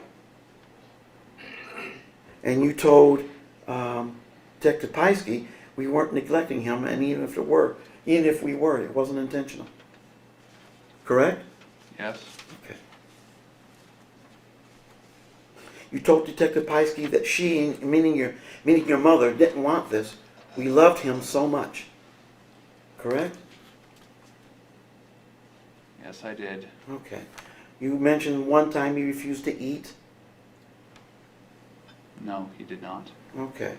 Again, that is not exactly what Paul said. As we already established, when Paul was talking to the detective, he stated that on one occasion, Timothy began to eat incredibly slowly in order to not have to leave the upstairs area. He framed this as Timothy being a nuisance, when really it was him trying to get some relief from the abuse. Did you say it though? Yes, Okay. So you lied. Detective Piesky, do you remember the point in that interview? It was about, 3/4 through.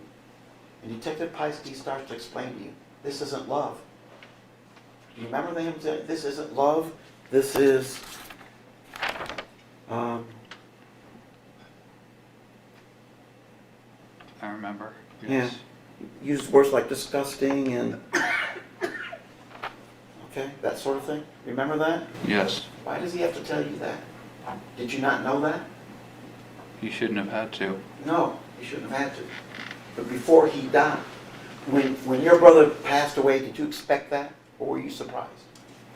I was surprised, shocked, Okay. horrified.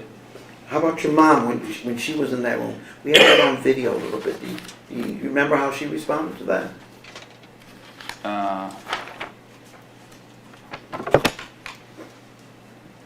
Let's see, trying to cover it up. Do you remember her crying? Crying? No. If it's on the video, would that be accurate though? If there's video of her crying, would you deny that's what she's doing? No. But you just didn't see it, right? Do you remember how frantic she was? She called you down there to come quick. She was frantic at the time. Do you remember that? Yes. Okay. Shanda did not cry when she found Timothy's dead body. She panicked, demanding Paul give him mouth-to-mouth to try and resuscitate him. Then she immediately began formulating a plan as to how to cover up what they had done. She got rid of some of the evidence that they had been torturing him, had Paul put clothing on him, and is on camera telling Paul that they need to tell the cops that he was on hunger strike and he starved himself. What's strange about this line of questioning is that it doesn't necessarily serve a purpose. It's possible that the defense attorney is trying to sway the jury into disregarding Paul's statements, but they have already seen the tape of Shanda conspiring to cover up Timothy's death. They know he's right. Similarly, it doesn't really matter if Shanda cried when she found Timothy's dead body, because she is still responsible for killing him. You don't get a get-out-of-jail-free card because you murdered someone and feel really bad about it, or because you didn't mean to do it. It's still murder.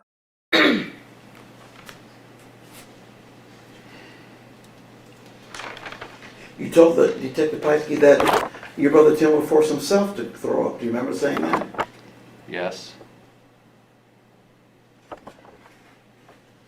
You remember telling Detective Piskey, if I could take his place right now, if I could give him his life back, I'd do it.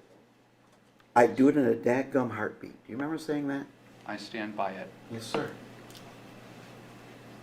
You never intended your brother to die, did you? No. And you came to the conclusion that your mother intended it after, right? Not while he was alive. Yes. You thought your mother was a good mom, didn't you? You told Detective Piskey that, didn't you? Yes. As And well you- as the fact that I haven't had it diagnosed and I don't know how to explain it. That's fine. Do the But best you I'd say it's something similar to Stockholm Syndrome. can. Okay. I have a desire to find a role model that, due to my own low self-esteem, I would do anything to make proud of me. Okay. And that's not an excuse, I know, but I feel like I'm glad that I was at least able to realize it so I can correct it. While So that is a pretty articulate answer as to why he revered his mother so much, but after looking into the case, I would venture to say that he was likely groomed by his mother. When he came to live with her, he was moving out of a chaotic environment, one that he abhorred. He viewed his dad as a tyrant, and most people living with him as disgusting. In his mind, his dad was the enemy. Everything his dad did was wrong, and he was looking for a parental figure in his life. After he turned 19, his father gave him a time frame and informed him he needed to move out, at which point he contacted his mother. When Shanda lost custody of her children in 2012, Paul's father was not honest about what had occurred. He likely believed that the reality of the situation was too bleak, and opted to simply tell the children that Shanda left because she didn't care about them, which, frankly, is not better than the truth. So when Shanda told him that that was a lie, he immediately latched onto her. Granted, he never told Paul that she lost parental rights because she abused them, so he immediately thought that he had found the parental figure that he'd been looking for. She manipulated the young man, leveraging his hatred towards his father to make herself seem more saint-like. Everything his father did was bad, but should she do the same thing, it was justified. He viewed her like a deity in his life. And it's only now that he is in jail awaiting sentencing for helping her torture and kill his brother that he's realized he was wrong. was alive, in one of the texts, your mother asked you, should we be worried? Should we be worried about him? Is he okay? And you say no. Do you remember that? No. That he's okay? No, I In the don't. text it says. The text were to say so. Do you have any problem with? You've seen the text. You helped write them, correct? Yes. So if it's in the text and we saw in the text, as far as you know, nothing's been changed in those texts, correct? Yes. So if we can point out in the text where you say that, you're not disagreeing with that, correct? No. Do you remember the time when you asked her, we should be feeding him, he's too thin? And she says, give him a little something, and then you just keep going on after that, back to the old routine? Do you remember that? You If remember it's in after the text, it's likely true. you sent him that text with his shirt off and his pants leg pulled up. And you say, Mom, we need to feed this guy. Something to that effect, right? Yes. And she says, okay, give him something. She gives, I forget what it was. Bread. Okay, Just bread. okay. And then after that, did anything change? No. Okay. Because I was too afraid to put my foot You're down. too afraid? A minute ago, you just want her to be followed. There's Now you're various afraid? reasons, and I'm not trying to excuse my own actions. Well, yes, you are. No, he isn't. If he were trying to excuse his own actions, he would be doing what Shanda is doing, and fighting the charges against him by saying he simply didn't know any better. I disagree. Let me ask you this. Let me ask you this. Do you have a cell phone? Yes, What happens when you have your cell phone and you press 911? you're connected to the There you cops. go.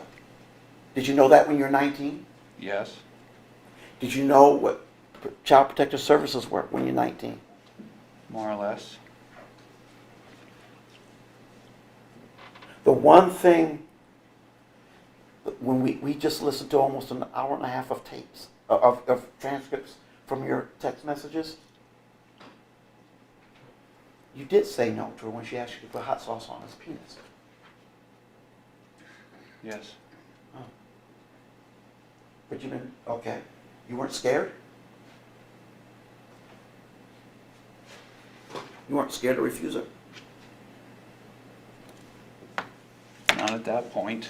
And I don't recall, I sat here and I listened, I don't recall any other point where you told her no to anything she asked you to do. You remember any other point where you text, where we can show it in the text, where I told her, no, I'm not going to do that, Mom?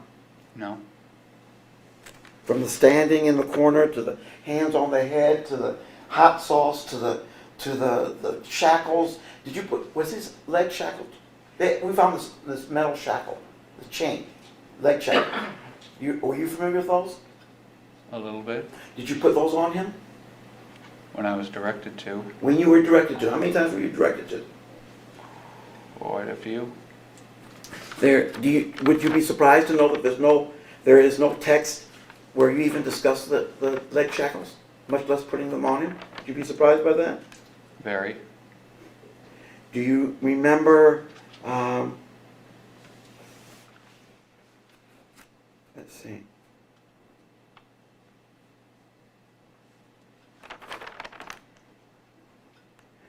Did you remember saying, oh, wait a minute.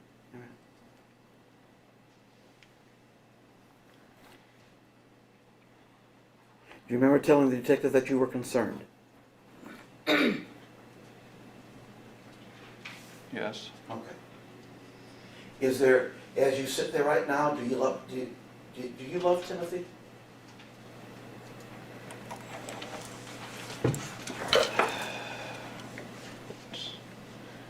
I suppose I didn't love him enough. No, It's that's why not- I'm trying to bring justice for him. Just a moment. I don't know. But can I say that I loved him during the time You loved before him? his death? Yes. Did you love him before his death? With all the ways I acted, I cannot. Again, that is the difference between Shanda and Paul. Paul can actually look at what he did and see that he was wrong. He acknowledges that his actions were wrong and that he willingly took part in them. Meanwhile, Shanda's entire argument is that she didn't mean to and that she didn't know starvation could lead to death. Paul's saying he can't state that he loved his brother because his actions say otherwise is again an apt statement for him to make, and really makes Shanda look callous in comparison. Okay. Let me Unfortunately. ask you this. When did you start feeling this way? While he was alive or after you found out that the way he was being treated killed him? After? So while the time he was alive, did you think you were killing him? No.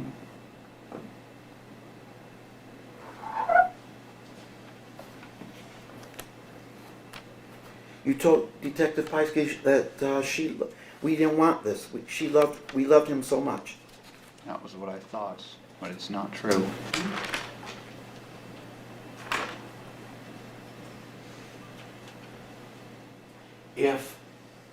Let me ask you this.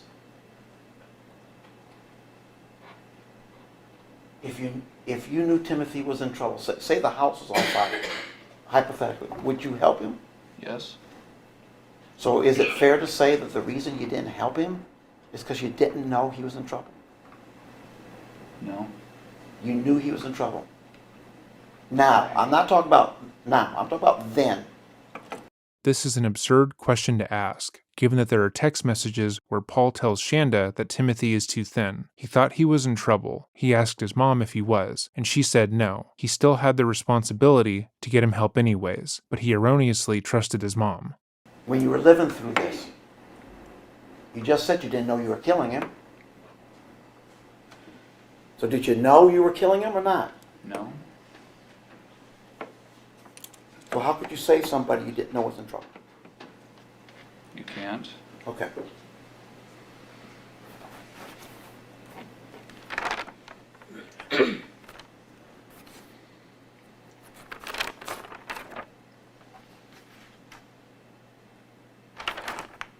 One moment, please, young man.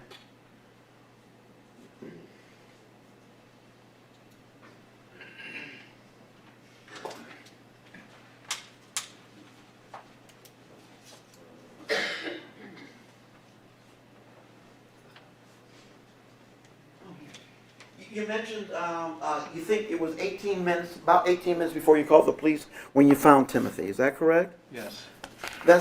Why did you think it was 18 minutes? Somebody tell you that?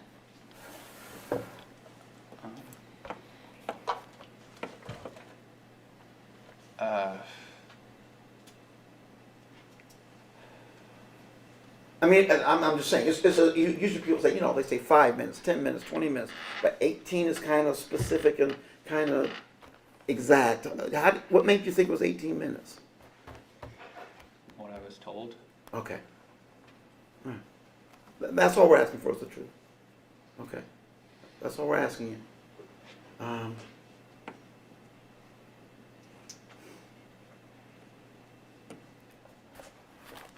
Thank you. I have no further questions. So that is what it looks like when a defense lawyer basically has no succinct, pertinent arguments in court. Now let's watch what happens when a lawyer is able to expertly cut through that nonsense and make both Shanda and her lawyer look incompetent. Right. Mr. Roberts, any redirect? All right, Mr. Ferguson, let me let you off the hook there with that last question about the 18 minutes. You and I discussed the Yes. phone call to 911, didn't we? Yes, sir. And I'm the one that told you it was 18 minutes, wasn't I? Yes. Do you have any reason to doubt that it was 18 minutes or so before you called 911? Not at all. You recalled the time actually taking place, though. You recall it actually happening, correct? Yes. And at one point during that, did you before you called, did you say to your mother, I think we should call 911 or Yes, should we sir, call I did. 911? And what was her response? No. And Timothy was completely unresponsive at that point, wasn't he? Yes, sir. Wasn't moving, wasn't breathing, eyes wide open, Glassy. glassed over. And she said no when you said, should we call 911? Yes, sir. Let's talk about the interview with Detective Peasky. I don't know if Mr. Johnson in the video that he showed you had dates or times or anything like that. So let's just walk through this step by step. When you were at the house, when the police were there, did Detective Peasky talk to you? In one of the bedrooms? I know that I was talked to by an officer. I don't remember which one, but this report says it's him, that it is. Okay. You're not denying that you talked to an officer in the house while everything was happening, right? Timothy's still in the house at that point. Police Yes, are sir. investigating. You talked to an officer, correct? Yes, sir. And at that point, did you stick with the hunger strike story, the story that your mother had told you that you were to tell Yes, the sir. police right before you called 911? Yes, sir. And you told the officer that at that time? Yes, sir. And that was actually the day that Timothy passed away, correct? That was actually at the house, and Timothy was still in the house, or maybe had just been removed from the house when that happened, right? Yes, sir. When you talked to Detective Peasky at the Norton Shores Police Department, was that the next day? I believe it was a few days after. Okay. So within a few days of Timothy dying, you're talking to Detective Peasky at the Norton Shores Police Department, correct? Yes, sir. And you weren't truthful with Detective Peasky, weren't completely truthful with him at that point in time, were you? No, sir. What story were you sticking to in terms of what had happened with Timothy and the things that had been done to Timothy? The hunger strike. And whose idea was it to come up with the hunger strike story? Shanda's. You yourself were not arrested on your charge until about a week after that, correct? Yes. And at that point, did then you sit down with detectives and give another statement? Yes, sir. And you're not here today trying to convince the jury you were telling the truth when you talked to the first officer or you talked to Detective Peasky that first time, are you? No, sir.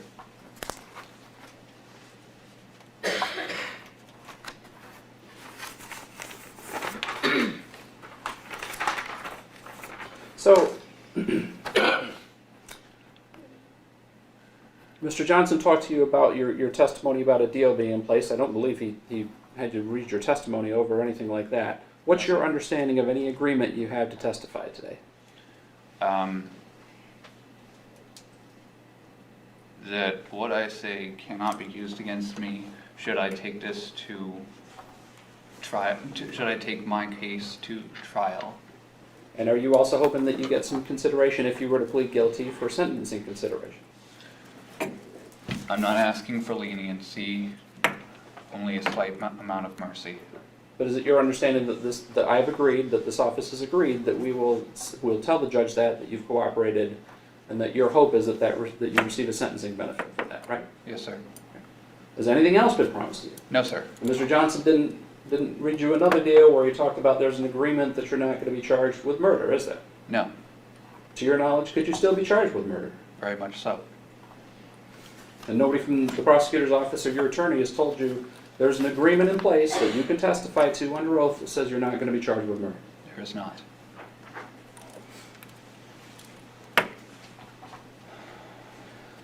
So when you're demonstrating to Detective Peasky about the ice that's being put into the water, I'm assuming this starts with cold water in the tub to begin with. Is that fair to say? As cold as it can get. We didn't have hot and cold. It was a single knob that turned, and it would get hotter with with how far you turned it. So it's not like you were putting ice in a lukewarm drink to make it colder. You started with cold water and put ice in on top of that, correct? Yes. And could you have been underestimating how much ice you were putting in there if you were demonstrating? I don't know what this means, demonstrating with your hands, but I could have very well been.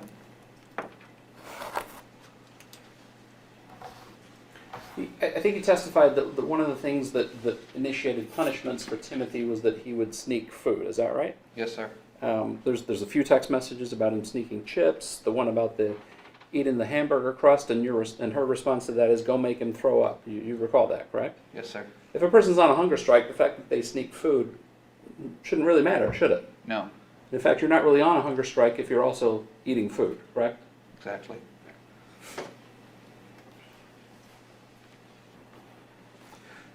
Let's talk about the pizza roll incident in the bathtub. Was Timothy in the bathtub, in the cold tub, when you did the thing with the pizza rolls? Yes, sir. Mr. Johnson asked you, and there may have been some confusion here because there are a lot of text messages, admittedly. But who was actually watching on the cameras while you were in the tub, while Timothy was in the tub and you were watching him? Shanda? And was she directing you what to do, both in text messages and through the camera? Yes, sir. And whose idea was it to warm up the pizza roll and hold it in front of him and then pull it away before he tries to eat it? Shanda's? If you can see this pretty good, but I'm going to show you what's been previously marked as People's 36, and it's page 5983 from that. Can you see that okay to read that top text message there? Would you like me to read it? Yep, go ahead. Crazy idea. Ask Gabriel if he wants some pizza rolls and heat up a set of pizza rolls and take one and offer it to Timothy and see what he does. Put it right in front of his mouth, but be ready to yank it back if he tries to eat it. Now that's her text to you, correct? Yes, sir. And did you actually do that? Yes, sir. And she was watching on the camera. Yes, And were you worried about what would happen if you didn't do that because she directed you to do it? very much so. It's even more difficult. Can you see the time that is sent? Down here. 7/5/2022. So that's the date. Is there a time after that? 2:47. 2:47. So at 2:47, he's been in the tub for some time, and she tells you to do the pizza roll trick, right? Yes, sir.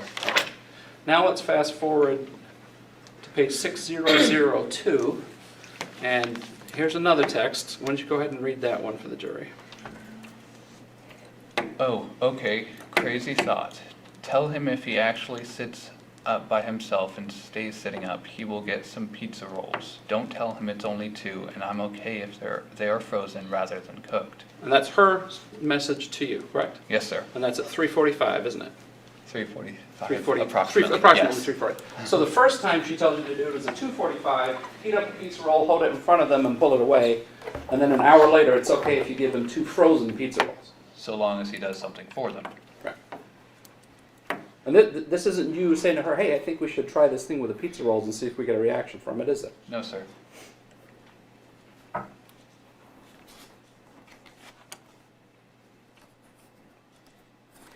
Mr. Johnson was asking you about your, and there are a lot of references between the two of you about, oh, this is just an act on his part. He's acting. See how fake it is.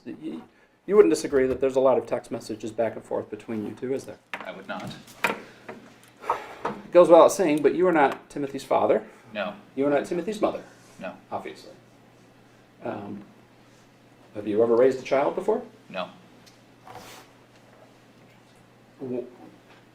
Why were you so convinced that any of this was an act? Because she was his mother, and I suppose I believed that mothers know best. If you have the right ones, they do. Let's talk about your mom again, because Mr. Johnson brought up a number of points which are really quite impressive in all candor. Your mom graduated second in her class from law school, didn't she? Yes, sir. Your mom passed the bar exam with a score of like 182 out of 200, right? Yes, sir. And she was very proud of those accomplishments, wasn't she? Very much so. As As she was should be. I at the time. Very high scores, very high intelligence. But she also has some health issues, doesn't she? Yes, hypoglycemia, allergy-induced asthma, which I forgot to mention. My apologies. And But that's about all I know. Does she take some? Does she take some medication for that? She has a eucalyptus inhaler in the car, and the service dog, Sharma, Gemini, were to alert of blood sugar drops. So you referenced Sharma. There's a lot of text messages about Sharma. That's the Great Dane that was living with you at the time. Is that Yes, correct? the puppy. And you referenced Gemini. That was the prior service dog that your mother had, correct? Yes, sir. They're both Great Danes. Yes, sir. Very large dogs. Yes, very. Did the dogs ever go without feeding? No, normally, if their bowl was empty, we'd scoop more from a large container. I don't exactly know how to describe it. Was that in the kitchen?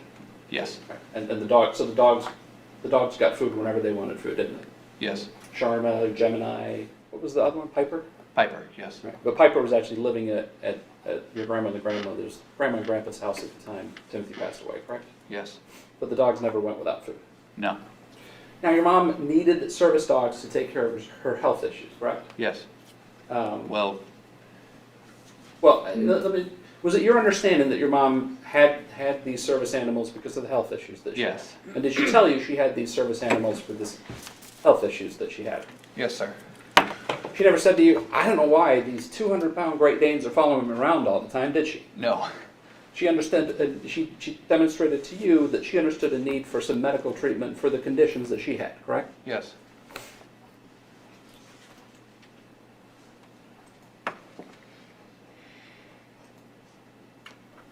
Mr. Johnson was asking you whether or not you intended, and then he used those words directly, to neglect. He used those two words specifically, that you intended to neglect your brother Timothy. Do you recall those questions? Yes, sir. And I think that was tied back in again to the interview with one of the interviews, or maybe the interview with Detective Peasky, where you said it wasn't your intention to neglect Timothy, correct? Yes, sir. There wasn't a plan in place between your mother and you to say, hey, I've got a great idea. Let's neglect Timothy, was there? You guys didn't No, sit sir. down and discuss that ahead of time, did you? No, sir. You didn't plan it out and say, what we really need to do is neglect him so something happens to him, No, sir. was there? No. But that's what happened to him, right? Yes, sir. Well, it wasn't meant to happen. It is what happened. That much can't be denied. In your mind, you would have not wanted, you didn't want Timothy to die. No. That's the simplest way. Not at all. You did not want Timothy to die. And did you believe that what your mother had told you about, oh, this is all an act and this is all faking? Yes, sir. And you hadn't had any training, hadn't tried to raise a child, hadn't been responsible for a child's medical care, any of those things, did you? Not at all. Those were left to the woman who graduated second in her class in law school and passed the bar at 182 and understood her need for service animals for her medical issues. That was her responsibility, wasn't it? Yes, sir, and I trusted her judgment. But at one point you were so concerned so as to send a picture of your brother because of his condition to her, right? Yes, sir. And after that, her response was given bread and then maybe some peanut butter, correct? Yes, sir. You have no reason to believe that she didn't see that photograph, did you? No. And you, looking at Timothy at that moment in time, thought, he is too thin Yes, sir. We have got to feed him something, Mom. What do you think? And her response is, give him some bread, and then give him some bread with peanut butter. Right? Yes, sir. From that moment forward, did you continue with the hot sauce punishments on the bread, though, for him? Yes, sir. At whose direction? Yes. Whose direction? Oh, Shanda's. My apologies. That's okay.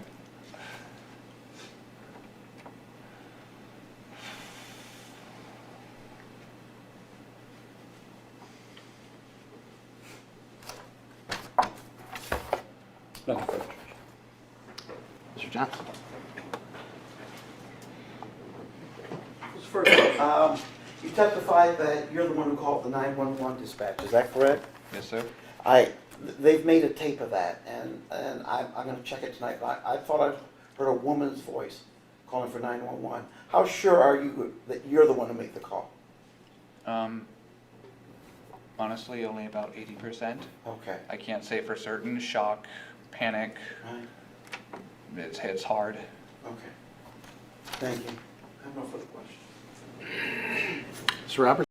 After 3 days in court, Shanda would be found guilty and was sentenced to life in prison without the chance of parole. In Paul's own case, he would plead guilty to the charge of first-degree child abuse and was then sentenced to a minimum of 30 years in prison and a maximum of 100. And it's my sincere hope that neither party ever gets out. Timothy obviously deserved better. The fact that we know virtually nothing about this boy, aside from the hateful things his mother claimed about him, is a tragedy. And the fact that Shanda was ever able to get access to them is a crime unto itself. If you've made it to this part of the video, thank you for watching. I know it was a long one, and I hope I covered this case in a manner benefiting the subject. If you enjoyed the video, let me know by leaving a like and subscribing. If you take any issue with what was said here, leave a comment down below and tell me how I can improve. If there is a topic you would like to see covered on this channel, email us at dreading.official@gmail.com. With all of that said, remember to stay safe.